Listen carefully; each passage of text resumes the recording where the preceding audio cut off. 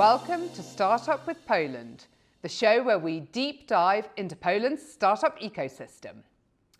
My guest today is Adam Komarnicki, who has a vast experience, but starting as a consultant at PwC in London and Barcelona before he moved into running tech startups and an NGO, and also works in a VC fund.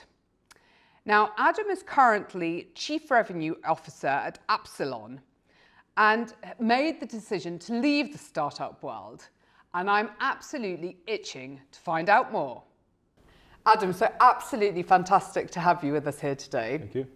And I'm dying to know my first question, because you started your career, which you have a lot of experience in various different fields, but you started in corporates. You worked as a consultant for KPMG, for PwC. And what was the spark which caused you to get into the startup life and change from the corporate? Yeah, I was working, I think I had been working 8 years at PwC. First in London, then in Barcelona, but I was working in corporate restructurings, so financial restructurings and also insolvency business. Okay. So what I could see was basically companies either vanishing or with problems. And this may be exciting work, but it's not really, I mean, it's not really good seeing something, you know, almost vanish or something struggle. And I've always liked building things. So I thought, okay, what can I do that can maintain the level of kind of difficulty in terms of, you know, business and so on, but also something that I could create. And it was 2012, I think, when startups weren't a thing that much, especially in Europe, not so much in Poland. But I contacted my friend who was, well, colleague really, what was their friend, but let's say that, who was starting up. And I said, okay, maybe I can join a startup. Let's see how it is. So I decided to move away from Barcelona, where I lived at the moment, and move back to Warsaw. So that was the motivation behind it. I thought it was something exciting, and I could build. Okay, well, that's a very positive story, that you're going from dealing with all these insolvencies and restructuring into actually creating something new. But what were the main differences you found in sort of, I suppose, lifestyle more than maybe, you know, the day-to-day work? But what did you find as a real contrast between those two worlds? In corporations, there is much more comfort, because first of all, you know what you're doing. You have a role. And the role is defined, and you have people who can support you, and you have the whole big organization which is behind you usually. So if you don't have like too much office politics and so on, it's pretty good, and also you know what you are doing. In startups, you are thrown into very deep water, and what is especially something that people don't really realize is that startups are organizations searching for their fit with something like a product market fit, and that means that you have to experiment every day, basically, because you don't know if what you are doing actually is going to bring the results that you expect them to bring.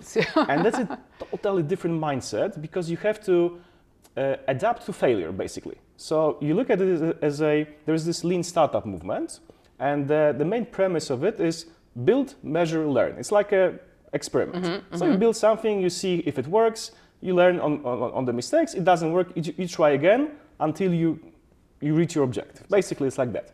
So the hardest thing is learning how to do that, and not to get, you know, upset or basically have a feeling of failure, because it's not. It's so just the you have next to be step. very resilient, because actually failure is difficult for us as human beings to deal with. Very, very much so. So you don't see it as a failure. You see it as a next step, getting you closer to somewhere. You don't know, maybe you actually won't get there, and it's okay too, because it's very, very hard. And the whole thing of doing startups is that only 5% of them are successful. So the odds are always against you, and you have to understand that and accept that.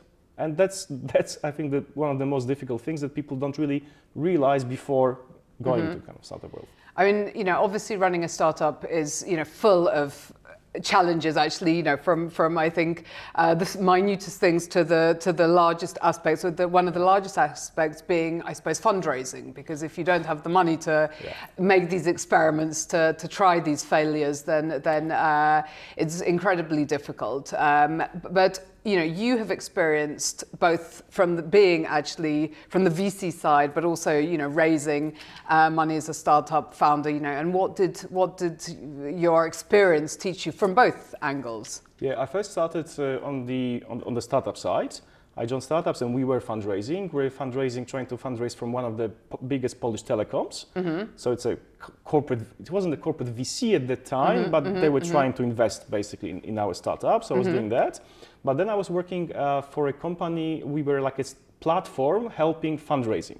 So in order to understand our business, I had to learn a lot about fundraising. So that was interesting. And so it's absolutely crucial for startup founders when they start doing this to understand the game, basically how it's played.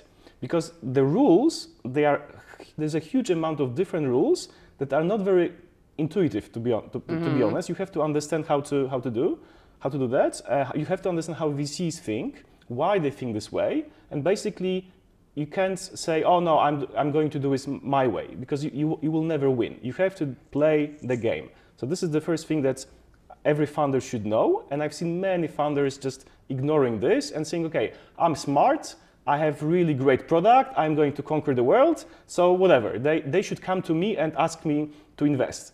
And it just doesn't then they're work. sitting there waiting sometime later. Yeah. So, well, I hear a lot of opinions increasingly in the last weeks and months that actually, bootstrapping is for as long as you can do. But obviously not everyone has the luxury of actually, having those funds available to be able to bootstrap. If I was to advise someone, bootstrap as long as you can and don't take VC unless you really have to.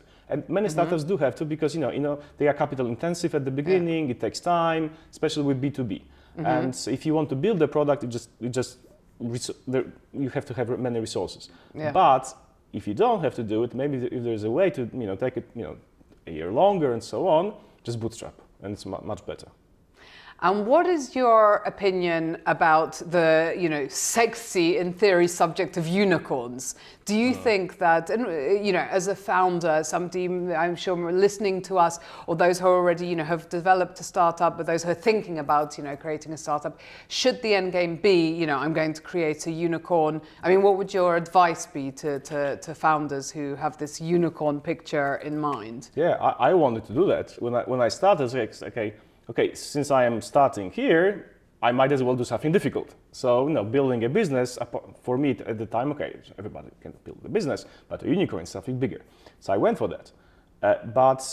And it's also something kind of you have to do when you raise money from VCs, because they expect you, when you pitch a startup, they say how big it can get. Yeah. Even if you have no idea, so you want to say, you have to say really, no, it's going to be huge. The second Facebook, the market is amazing, and so on and so on. So you have to go for it, but it brings a lot of bad things, because you have to. Your main goal is growing basically. So it's really revenue or maybe some other metrics depending on your business. But that means that other things like taking care of your team, often taking care of the customers, goes second, because the numbers are the most important. You have to grow because those KPIs, those metrics, then they decide about the valuation, and VCs only go for that. So my VCs, when I was talking to them, they didn't really care, about my struggles, definitely not, but for example, why it takes so long and so on. Just metrics, and that brings a lot of kind of collateral damage, for example, personally on people, and also on the quality of the business, because often you have to go very, very fast. So you do stuff that that's you not cut very, corners, maybe. You cut corners, exactly that. You have to do it, because there's always expectations. It's always bigger than you can actually deliver. There isn't a ceiling really. It's like, oh no, look at these guys. They have raised this much. They have grown this much %. Go for it, yeah. And this mentality is killing you, because you can't stop. There's always something you can do more. Yeah. So that is very, very bad. So I can imagine that for anyone chasing that unicorn dream, actually, also from a personal level, that having a work-life balance must become almost impossible. There is none. I would say building a unicorn is built as a decision. is most likely bad from the economic perspective. I'll go back to this in a second, and from personal as well. Because as I said, you have to be on 24/7, and you have to be. It's always kind of more that you can do. But also the odds of actually, creating a unicorn are very, very low. Especially maybe in the US a bit higher if you're in Silicon Valley or well connected. The runs are bigger and so on. It's still very, very difficult, but maybe more plausible, I suppose, or possible. Yeah. But in Europe, because you think of it, okay, having a unicorn valuation is one thing, but actually selling for a unicorn valuation, because you have to have an exit event, and who is going to buy you for 1 billion? There is a very, very limited number of companies, and pretty much I think 95% probably of them are American. So you have to be there. You have to go there. So if you are just local one, it's very difficult. So and even if you do, probably you must have raised a lot of money. So the investors come first. They have these liquidation preferences, and as a founder, you're at the end. So for example, those valuations in 2021, when there was a peak of VC with crazy valuation, especially for crypto and so on. These people who raised then will have very, very hard time actually making money from their businesses because the valuations were just they weren't reflecting the reality. So now they are lower. So you have to take it down rounds. You have to take more investment. The liquidation preference that investors have becomes more. So suddenly you have to have a very, very high valuation at the exit for you to make any money. So tough. Yeah. Well, indeed. But, despite all the difficulties of, being a startup and, developing the business and, how intense that is, there must have been some feeling of real satisfaction as well, that ultimately, even, at all the, I'm sure, personal cost and probably psychological cost of putting so much into this, that ultimately you were creating something of your own, and not like in the corporation where somewhere in the distance there was some, big boss who's ultimately, taking the credit for your work. Yeah, I think maybe not a big secret, but something that people don't do it for the money when they start. I think when you have money is your motivation, you will just not do it because, as I said, there are other better maybe ways to actually make money than this, because this is very high risk. People do it for the sense of achievement, or for the sense of control. Some do it for some kind of publicity maybe as well, but these would fail. Or sometimes they have luck. They have luck because they just the timing was right for their business and they do it well. So you just never know. Timing is something that is underappreciated and helps so many very bad companies have succeeded because of the right timing. That's that. So people do it. The motivation is, I want to build something big. I want to succeed. But then once you do it, actually, and I know a lot of startups CEOs, and in our conversations, like private conversations, everybody's struggling basically, even if their company is successful, but there is always more problems than things to be happy about.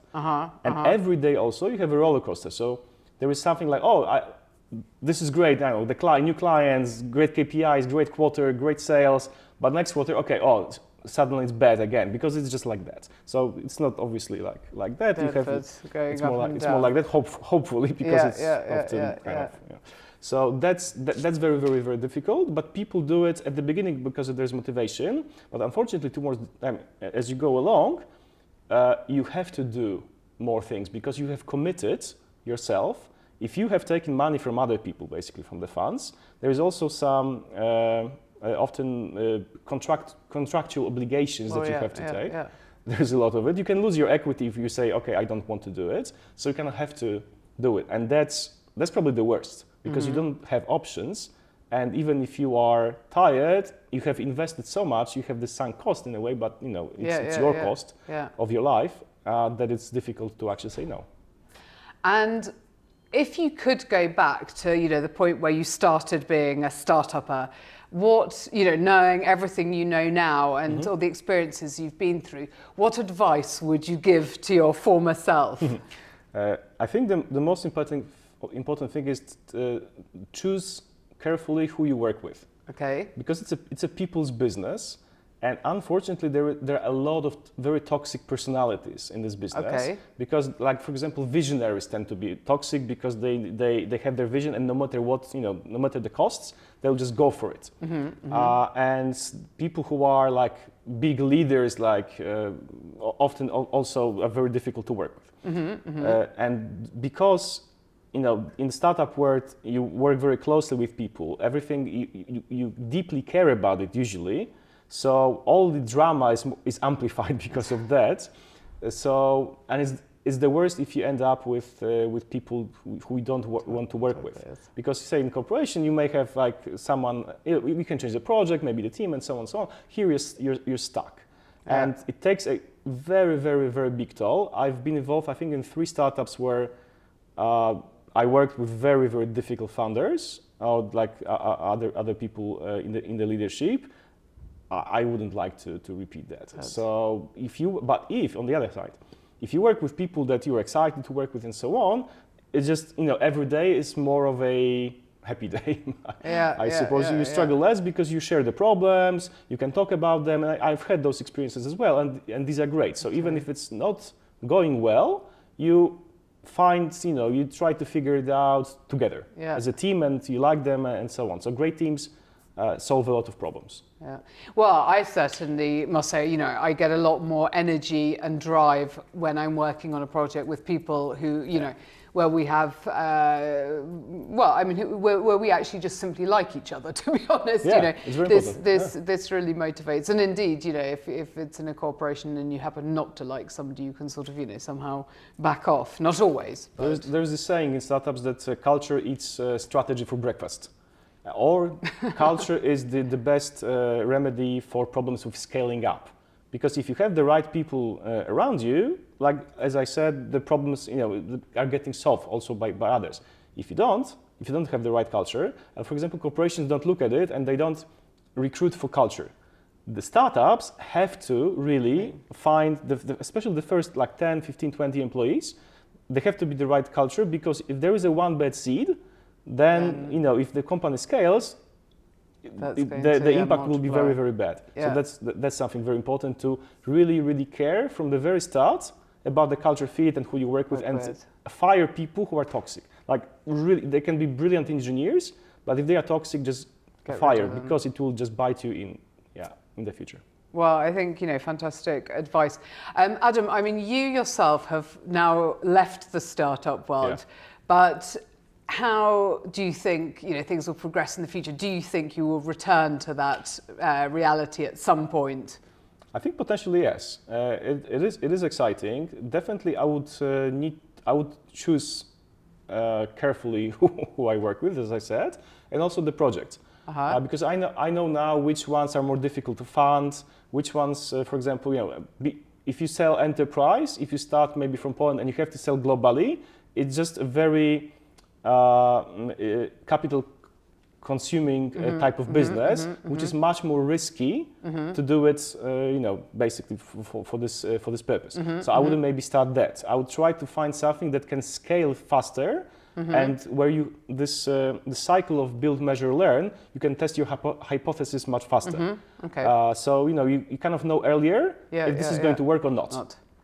Okay. Because the worst thing is after 2 years, it's like, okay, I don't know, this was stupid, and I wouldn't like that. So it would have to be really something that I believe in. I have also a fit in terms of the skills. There's something called like a product founder fit, that the person has to be appropriate. They should have some secret knowledge about the industry, for example, so they know something the competition doesn't know, and they have this certain set of skills that are complementary with other founders, and together they form like a super team. So that's very important, not to have any missing competencies at the beginning, because you can grow faster. Yeah. So in a way, actually having done very thorough research and having had the experiences beforehand is something that could potentially, help you or you other founders, of course, really prepare to create something that has very high chances of success, and maybe where you could be more knowledgeable about dealing with the things that potentially could go wrong. Yeah, but there's I think research about who has the biggest chances to succeed. Obviously, Harvard and so on. if you are MIT or whatever, and you're a brilliant engineer and Silicon Valley and so on. But I think, as far as I know, the biggest differentiator is if you've done it before. So second-time founders, there are even funds that are industry agnostic, but they only invest in second-timers. Because these people, they've done this, they have made their huge amount of mistakes, and they won't make them again. So it doesn't mean they will succeed, but the odds are much higher because you've done it before. And it's like doing startups is very, very different, as I said at the beginning, from the corporate world. So if you are brilliant MBA from McKinsey and so on, chances are, no, you will not succeed because you will have to learn, and maybe you don't have the humility often to acknowledge that things that you don't know, and you think you're brilliant because everybody before have told you at your university you've been always the best. And this is very, very different. Well, I think some fantastic food for thought. So, thank you so much, Adam, for sharing these insights. I hope that they will help maybe some of our listeners on their startup journeys. And of course, absolutely fantastically good luck to you for the future, whether or not you do decide to get back up into the startup world. But all the very best, and thank you. Thank you for inviting me. And thank you to our listeners. Join us next time for Startup with Poland.